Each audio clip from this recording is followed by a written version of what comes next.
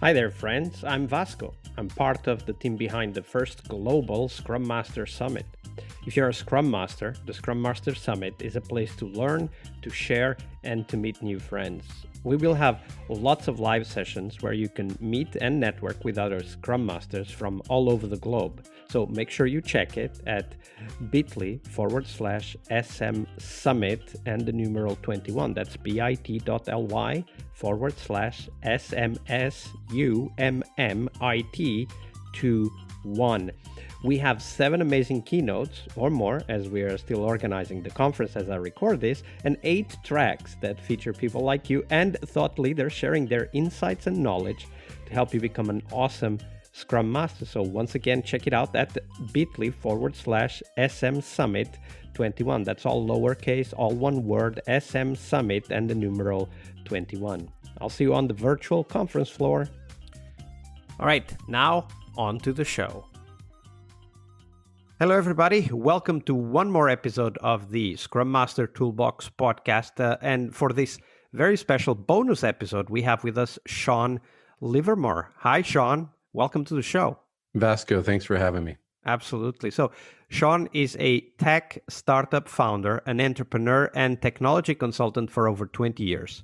After raising investment capital for his 6 startups, or startup 6 times, I don't know if that's the right way to say it, Shawn began to look beyond the code to see the bigger picture, which is something we talk about a lot here on the podcast, the systems, the patterns, and models of thinking that most deserve our attention instead of hype and hustle, which many entrepreneurs are trapped in, of course. Shawn focuses on tangible, factual, and replicable bits to help people think, speak, and create like a tech genius. So let's dive into the first question, Shawn. What is that tech genius, and why does it attract so much attention in, of course, the startup scene, the startup community, but also in many product companies?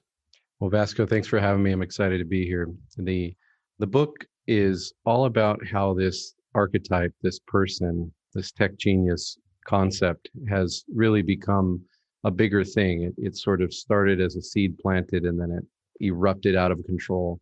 I think you have the media doing its job promoting and portraying. We have movies like The Social Network some years back. We have Elon Musk launching rockets into space, standing on stage, and then Apple's new product launch comes and everyone seems to coalesce behind the notion. And what is that notion? It's that there are some, in a binary sense, have it and some do not, either you are or are not in the inner circle. And so the exclusivity of tech, the ability to carve out geniuses and to excise any fat from the meat. And this really is a big deal, both for people in tech and for people nibbling around the edges, because there are projects that should be canceled and there are projects that should be started. There are companies that should be funded and that there are companies that should be shut down, all hinging on the binary question, am I or am I not a tech genius, right? And having gone through these accelerators before and raised seed funding 6 times, as you mentioned, I can tell you that the game that the investors play is equally befuddling, because they're split and bifurcated into 2 worlds as well in their thought process, eternally conflicted as to, is the entrepreneur I'm investing in a tech genius or are they not? And so what is that tech genius? And like how does that, what does that mythical character look like and feel like? Right. So it all started back in 1840. A man named Thomas Carlyle, a Scottish philosopher, came up with this idea that there are some that are that hero worship exists, and there are some that are worthy of worshiping, right? And he called it the great man theory. And the great man theory originates with Odin, this mythical Norse god who empowers Vikings with magical power from on high that makes them impervious to injury on the battlefield, and it's actually where we get the word berserk, because they called those Vikings berserkers, and they would just go around just slashing like a video game, totally impervious. And this Odin power and the great man theory kind of sort of span the centuries into the modern day, and you have this search for genius that has been ratcheting up since the early 1900s. Frederick Adams Woods from America went out to Europe and other parts of older 12th and 18th through the 18th century and began to do an exhaustive study. You could call it the financial pro forma spreadsheet that would stretch from the ground to the ceiling, trying to find and narrow down genius. What makes someone supernaturally brilliant, and how do we replicate that in our schools, in our diet, in our exercise routines? Is it a genetic, or a health issue? What part of that is manufactured, and what part is nature, what part is nurture, right? But the data came back completely disappointing. There really wasn't anything you could point to. If anything, it was more random than we even thought before. And so the tech genius is the notion that there is a magic dust, that there is a specialness that a founder has.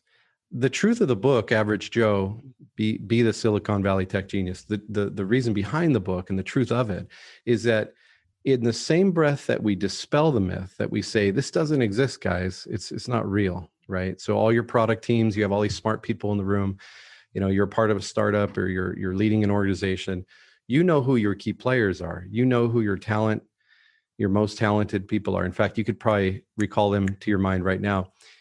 That's great, but don't forget about the 90% of the long tail behind them, right? Because there is dormant creativity, there is dormant intelligence, there is stifled innovation that truly is leaking out of their pores. You just have to get the right vessel to capture it. So, if I understand you correctly, then one of the anti-patterns or dynamics that develops around this tech genius myth is that we don't listen to others. So if there's somebody in a team that somehow does something that creates this aura of that person being a tech genius, then immediately we listen to that person and not to the rest of the team, right? Right. Yeah. The person who invented IQ, or the beginnings of IQ, he made a quote that genius must show the way. I'm pretty sure, or Louis Terman in the 40s, actually. No, I correct myself. He was the one who followed a group of kids in school that he would identify as really smart, and he kind of separated the kids out. Okay, you're brilliant kids, you're over here. Okay, you're kind of the dumb kids, you're over here. Forgive the way I describe that, but that's literally what he did. And then he followed them. He followed the smart kids only, which kind of defeats the purpose of the study and invalidates the data, really. But he followed the control group their whole lives. And in fact, after him, another person picked it up and carried it on. And what they found is, as they studied that really intelligent batch of kids, is that they did equally well. Yes, there were some great spikes on the radar, but they did equally well as many of the other kids that were not included, both from Nobel Prizes to writing books, novels, and inventions. And the transistor was invented from one of those kids. But it didn't trace back. In fact, a lot of the reasons they did so well was that either their family had money, they were of a certain level of charisma and class already in society, and so they had access to educational resources that the other ones didn't. And I know a lot of people listening right now would nod their head, like, "Yep, you could probably predict that, right?" In our day and age. But beyond that, it really disproved his whole life theory that Terman was after. And I think that life theory is not just an isolated, vial in a laboratory. It's actually a sociological paradox that we all are tormented by on a daily basis. And it also drives money in the market. So this is a big deal. Absolutely. And of course, because we work with teams every day, Scrum Masters work with teams where perhaps we ourselves are sometimes trapped in the illusion that there must be a genius that comes and solves the problems of the team, or maybe we even support that idea. Maybe we even favor interacting with some team members because we ourselves believe they are tech geniuses. So something we can take, Shawn, something that we as team leaders and facilitators and working on the collaboration between all of these team members, how can we make the whole team be productive rather than try to just support one lone tech genius? So that is the question of the book, right? That's the question that you would ask, is how can I also think, speak, and create like these Elon Musks and Bill Gates and the list goes on.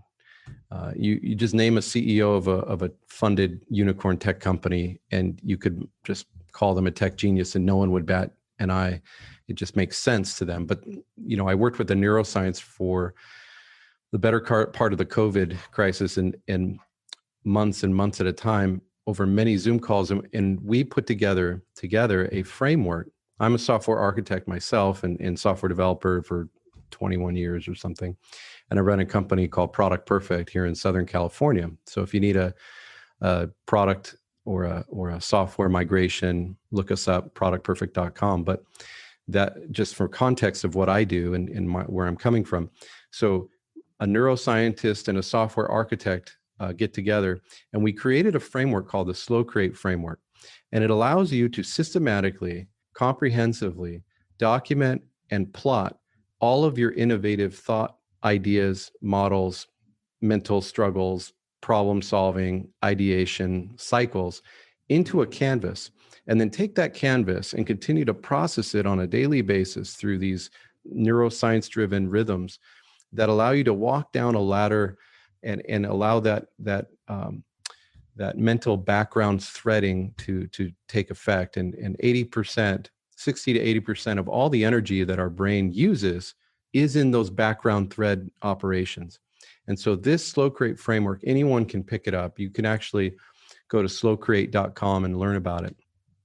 It'll redirect to the right pages on the book site and show you, and there's videos and downloadable PDFs. It's all free. And you can learn about how anyone can go from really the average Joe to the tech genius. And that's kind of the point of the book. But it really is important to learn how to be systematic in your thinking. And that's the end result of it, is that you go from a messy desk with papers everywhere and sticky notes as a metaphor of your mind to a systematic, structured thought process pipeline that allows you also to articulate that. Because what good is it if you have all these ideas, but you don't know how to speak, right? And us left brain engineering folks I can barely get a few words out edgewise, right? It's so many things going on in my head. So learning how to speak and learning how to crystallize a vision and portray it to friends and family and investors is a part of the battle. And so this Slow Create framework, the canvas, the pipeline, and the triad, those are the three parts of it. And the triad is that end piece of it, the capstone. And that helps you really learn how to craft the message. And there's a couple key points in there that we bring up that you could check out. But that's what we ended up with. So let's take an exercise. I want to go to my team and I want to talk to them about the whole idea of the tech genius and how we as a team can become better by, foregoing the idea that some people have it and others don't, but that we can work on it. So what are some of the key practices that you think product teams and product organizations could take to learn to be like a tech genius, as you describe in the book? Well, besides the Slow Create framework, I think the ideation time frame, Google and other tech companies, not just them, have come up with this 10% of their time kind of deal, where on Friday afternoons they can do whatever they want, work on projects. It's like 4 hours a week or something. I think companies greatly underestimate the power of that. When you tell your engineering team, hey, look, when you're feeling your best, when you're feeling the most inspired, when you've got the coffee running through your bloodstream, your blood sugar's up, or whatever it is, you're having a good day and you want to tap into that anything goes time period, right? Go for it. Giving them a little bit of a window and really meaning it. Don't just say it and then invite them to meetings, and fill up their calendar. I mean, that doesn't work well, does it? They just roll their eyes like, oh, you're not really serious about this, right? But be serious about it and make it important, make it a priority. And then check in on that every quarter and see where they're at and put their bonus based on that, or maybe there's other incentives, but really push them towards innovation and creativity and watch the value return to you. Watch the ability to draw blood, drips of gold out of their mind. It's truly amazing. I think Google Maps and other products came out of that. There's probably a laundry list you can find online of all the products that came out of that. That's one very tangible thing that an organizational leader can do. But I think also is the mental health walks. Mental health is a huge deal right now with COVID, and it's always been a huge deal, hasn't it? But I think people are now realizing it because they're all stuck in their home office and the kids are knocking on the door and the dog's barking and, everything's going wrong. But I really do believe that putting your employees and your team in a position where they can get fresh air and look at trees and, put their toes in the grass really helps get them back in the office after and then get into that experimental ideation culture. As you describe it, I mean, you said some of the companies that use this particular practice of putting time aside and kind of blocking it for innovation, for thinking about new ideas. That's one way to create that. But there's a question that puzzles me, and I hope that your research also dived into that, which is, why aren't these practices more widespread today? I think coming back to these practices and why they're not widespread, the practices are mindless work is what it's called. It's part of what we call the default mode network. It's that area of the brain that lights up when you relax. There's the executive control network and the default mode network. The executive control network in the brain allows you to make decisions, to trade today for tomorrow, to make, what bills do I pay? What meetings do I go to? Should I eat here or eat there for lunch? You're making kind of a captain of your own ship kind of mantra in your mind, and you're executing that plan. But the default mode network is exactly the opposite, where the thinking is done for you, right? You're just wandering, you're drifting, you're daydreaming. And that's called mindless work, and it's a practice. And Psychology Today and all these magazines on the grocery shelf, they have all this mindfulness, and you see a picture of a woman meditating or whatever, and that's all wonderful. But it's been around forever. And the mindless work that software engineers, product leaders, or anyone in the tech industry or marketing and whatnot, the ability of you to mind wander, daydream, not being bored, but sort of teetering on boredom, right? And taking those mental health walks, you end a meeting, or you end an audiobook chapter, or you do a task, and then you need to let your mind kind of slowly, like the car needs to slow to a stop. And I'm not a neuroscientist, but I feel like I got a degree in neuroscience because of all the mentoring and training I went through with Dr. Jesse Rissman out of UCLA, PhD, great neuroscience professor, amazing, brilliant man. And so I consider him sort of a mentor of my journey. And, that mindless work process, why don't people perform this? Why don't people get into that? Truly, I think it's because of our calendars. It comes back to our time management. Because if you block out that time for mindless work and you allow yourself, the boss is walking by and you're just staring up at the ceiling. Well, what are you doing in there? It doesn't always work well at work, right? And you're like, well, I got, 15 minutes to do mindless work. He's like, what the hell is that? What are you talking about? Well, especially if you use that word, right? Mindless work. I'm not paying you for that, right? Yeah. They don't like that very much. But if you say, hey, I have to use the restroom, they're like, oh, hey, bud, I'll see you in a minute. You didn't have to tell me that, but you get outside and you force yourself into this process. I guarantee that you'll be sharper. Your ideas will be crisper. Your communication will be crystallized. The ability to practically invoke your vision upon the meeting, your ideas into the team's mind, it will stretch your capabilities and your capacity if you allow the car to slowly roll to a stop. But the problem is that we drive our cars to the grave, right? We in our minds, right? If you think about that metaphor, you slam on the gas, you slam on the brakes, and I thought you were talking about average Joe. Yeah, we are, but it's all about your mind, right? It's all about your brain. Well, I thought it was a tech book. Yeah, it is for tech people. Yeah, it is totally, and for anyone in or around tech industry, or if you want to get into the tech industry, it totally is. But a lot of tech, believe it or not, is a lot more about. It's not about the code, right? It's not about the syntax. It never has been. One of the co-founders of Twitter, Ev, says that it's always about the user experience. It never's changed, right? The user experience. Well, I would add to that, it's always about the mental process and as it constructs the user experience. When Dropbox entered the market, there were 11 other competitors that had already been there for a while. 11. And they just killed everybody. They just blew it all away. They blew it up, And I sat down with Sean Ellis, the originator of growth hacking, to talk about Dropbox for the book, and he began to dive into kind of what made that product amazing, what made the growth happen. And so the book goes into that in chapter 4. But anyway, I'm going down a rabbit hole or two here, but I think it's really important though, is why don't we do it? It's just because we don't make the time, and we don't know how valuable it is. We truly don't. We have a value system that's based on output, right? But More you can stuff, only, right? More tasks scratched off the task list. totally, I don't see many SaaS products telling you not to have a task. It's like, all Slack is like input, Trello, Jira, what other task management systems are out there? There's so many, right? Asana, input, email is input, text messaging, input. Where is the overflow? Where's the self investment, the receiving? Where do I get that, right? As you go home and the dog's barking and the kid's crying and the wife's cooking dinner and you're mowing the lawn and you're, or whatever the standard world is for you, you're on the subway, and where's the refreshment? So for me, one of the things from what you said is that not only do we need to kind of defend our time and the ability to do what you call mindless work, but really to have time to daydream, to kind of organize our thinking, to let the ideas coalesce, kind of crystallize and become coherent.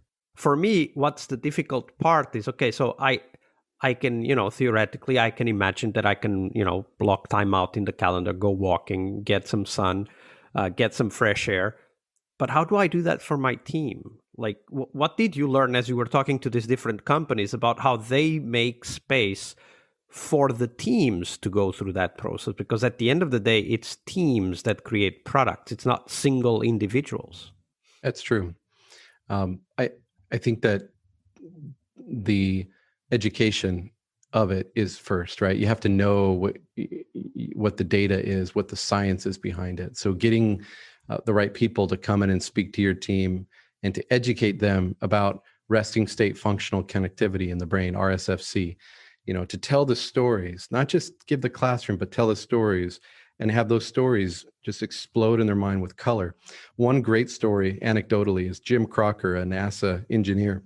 With the Hubble Space Telescope was broken, and he took a shower and a hot steam or whatever it was. But I believe that there was some mindless work taking place, and he was just kind of drifting off. And going down the mindless work ladder is what the Slow Create framework presents it as.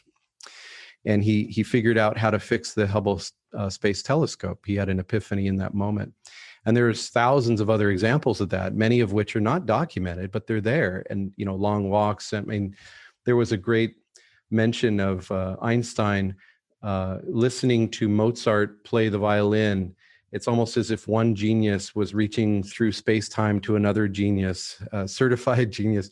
And the magic in the air was taking place, but that was his mindless work, right? And I find out myself wanting to get outside and look at the trees a little bit more. And so, not to say we all have to be kind of zombies walking around, but I do think that we overwork ourselves. So I think education first, carving out the calendar second, and it all starts and falls with leadership. I think the CEO is committed to something like this, and you can bring it about as a part of the culture of the firm. But if you're not, and all you want to do is squeeze your employees and take from them, well, then I think that's a red flag of an organization that I would not want to be a part of. Yeah, I think ultimately that's the question, right? Do we want to work with great teams, or do we want to be forever in the search for a lone genius that will solve all our problems?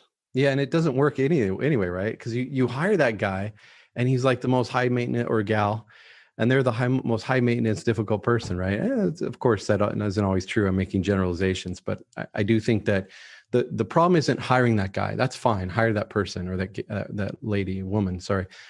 The problem is that you didn't hire the 10 other people that were incredibly intelligent in ways that psychometric scoring may not have captured, right? And psychometrics, your IQ score, if you're not familiar.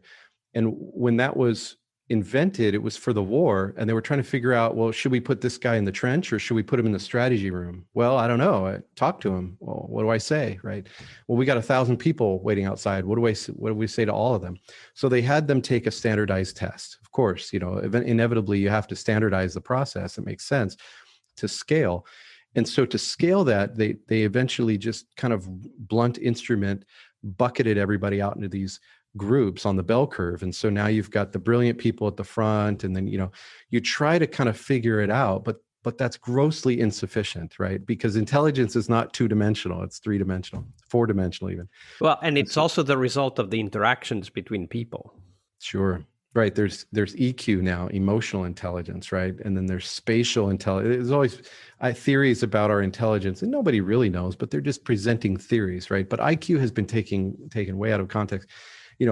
If you didn't go to Harvard, Yale, or an Ivy League school, if you didn't, I guess Stanford's in there, and all these academia propeller heads are telling us how to run our companies and how to hire people. That's a formula for inbreeding. It's so sterile, right? I heard this phrase that the only thing you can learn from a professor is how to be a professor. Right. Well, of course, there's a lot of knowledge and data and collected theories that can be useful. But the fact is, to be a successful product person working in a successful product team, the only way to do it is to actually be there. And for me, at least from this conversation, for me, the takeaway and the challenge is, how do I help my team become like that average Joe that can perform like a tech genius that you describe in the book? But what do you think, Shawn, is the biggest takeaway that you want people to take from the book? Well, the biggest takeaway I would say is that you're on a journey. You're on a smelly tunnel, as I call it. You're on a journey to become your own version of yourself in the future. And as a person who's forever challenged of self-improvement, I'm always looking to self-improve. You really do have to take inventory, a status checkpoint of where you're at in your career on a regular basis. And as your ideation cycles take shape, and as maybe you're not the idea person, or you just haven't realized how to become the idea person. Everyone's the idea person, by the way. We all are creative. And there's a lot of books about this. I'm not the one inventing that concept, but Freud's idea of the narcissism of minor differences, that humans have an innate proclivity for aggression and desire for distinct identity. And this aggression and identity, this idea that he came up with, a lot of people look at that and derive the idea of purism from that, where it's all or nothing, right? Either your code is perfect or it's horrible, right? Either you're awesome and brilliant or you're a total idiot, get out of my office, right? And the book goes into some of that as well, but it's fascinating stuff, because when you remove yourself from that game, right, you say, look, I'm not playing that game, right? I'm not going to be categorized and cataloged and bucketed the way that you want me to be. I'm going to go ahead and innovate in my own cycles, and I'm going to come back to you with some great results, and you're going to love it. Then you become incredibly valuable, and they see you as this whole other thing, right? You're the purple cow, as Seth Godin calls it. You're striking blue water, not the red bloody waters of competition, but you're out there paving the way of something brand new, very different.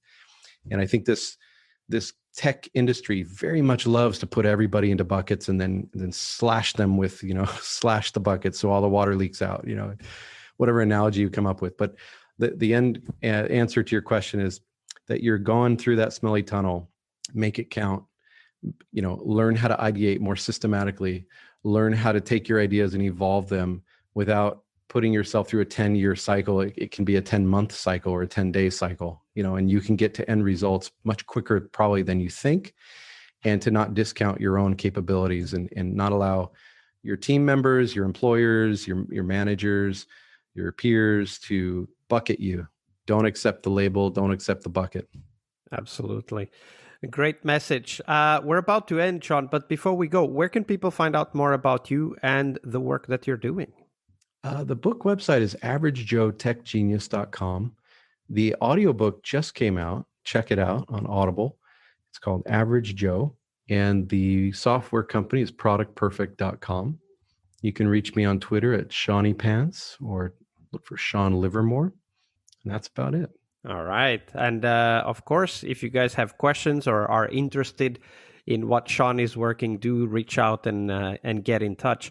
Shawn, it's been a pleasure. Thank you very much for your generosity with your time and your knowledge. It's great being here. Thanks, Vasco. Monday is about what we learn from our obstacles and our failures. But tomorrow is Team Tuesday here on the Scrum Master Toolbox podcast. We explore teams and their journeys, the habits they develop that threaten their performance, how each of our guests helped their teams evolve, and the one key lesson they learned from that experience. We really hope you liked our show. And if you did, why not rate this podcast on Stitcher or iTunes? Share this podcast and let other Scrum Masters know about this valuable resource for their work. Remember that sharing is caring.